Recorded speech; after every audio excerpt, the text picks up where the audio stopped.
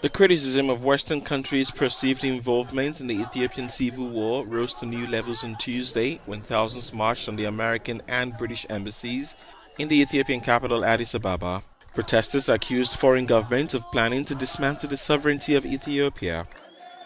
I'm here to protest against foreign atrocities which has been planned to dismantle the sovereignty of Ethiopia. As we all know, just almost all, I can say, 99.9% of Ethiopians are now synchronized and working together for the survival value. We Ethiopians were the symbol of, or the beacon of Africa, because just we are never colonized nations. The demonstrations came a day after the Ethiopian government announced that Prime Minister Abiy Ahmed traveled to the front lines of the battle against fighters from the Tigray region. My message is the Biden administration has to revise his foreign policy against the Horn of Africa as well as the Abiy administration. Dr. Abiy is elected by almost a majority of the Ethiopian society, and so he's a legitimate government, and the United States government has to acknowledge and the Abiy administration and give it due attention, and has to reside on the side of the government. President Abiy has previously said martyrdom might be necessary and has invited Ethiopians to join him. Countries including the US, France, Germany and Turkey have told their citizens to leave immediately. Investigators have urged Gambia's government to pursue criminal charges against those responsible for crimes committed under former leader Yahya Jammeh in a long-awaited report handed to the president on Thursday. Rights groups have long pushed for prosecutions for the litany of alleged abuses, such as the use of death squads committed during Jammeh's 22-year rule, which ended in 2017.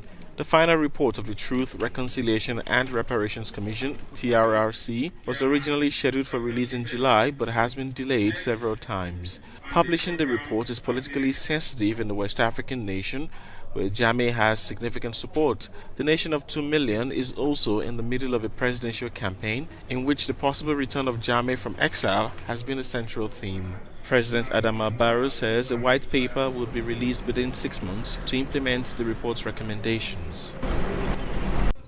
It's not a common sight to see children in South Africa's townships participating in a weightlifting sport.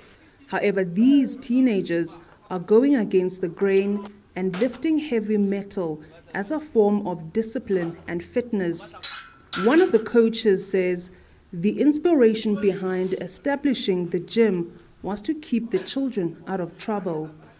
I would say, like most sports, some people would think it's a white people sport, which is not. I'd say every sport is for everyone. So that's why we started weightlifting. One thing we noticed is that most people had this thing of, you know what, it's weightlifting, so it must be a rich person's sport. So we decided to bring the sports here because of what we saw in the sport, the fundamentals, the discipline, and the hard work that needs to be a weightlifter. So after we saw that, we were like, hey, why don't we apply this in Soweto and see how many lives we can change? So after that initial thought, we started Soweto Weightlifting Club, and like I said, it's been nothing but hard work from us, the coaches, and the athletes here.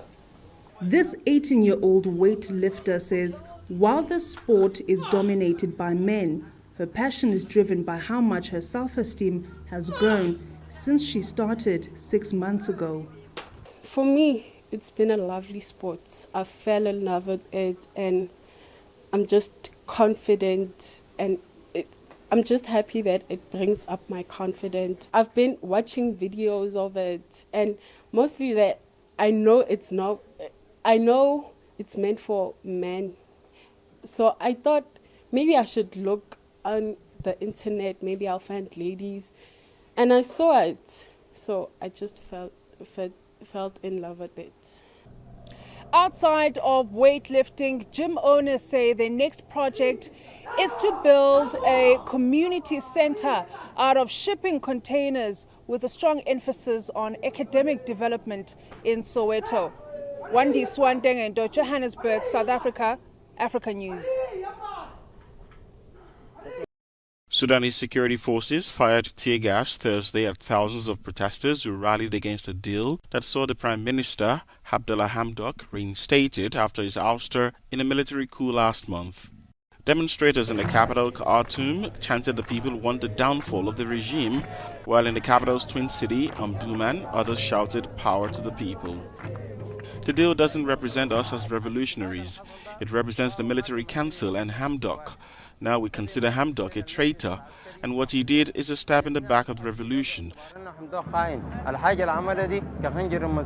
And we are out to dismantle this partnership which has blood all over it. The deal itself is against the constitutional declaration in August 2019.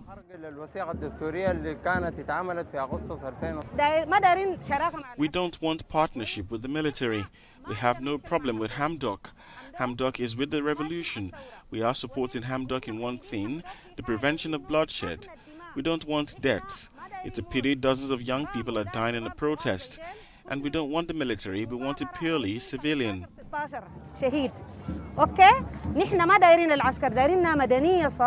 The protest organizers dubbed Thursday as Matthias Day to pay tribute to the 42 people killed in the deadly crackdown against anti-coup demonstrators.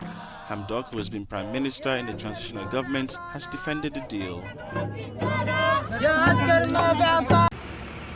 Tanzania announced Wednesday it would allow pregnant students and teenage mothers to continue with their studies, reversing a heavily criticized policy instituted by its late autocratic leader John Magufuli.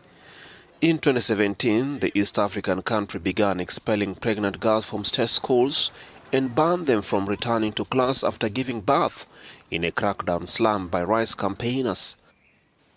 Magufuli had vowed that no students who became pregnant would finish their studies under his watch, saying it was immoral for young girls to be sexually active.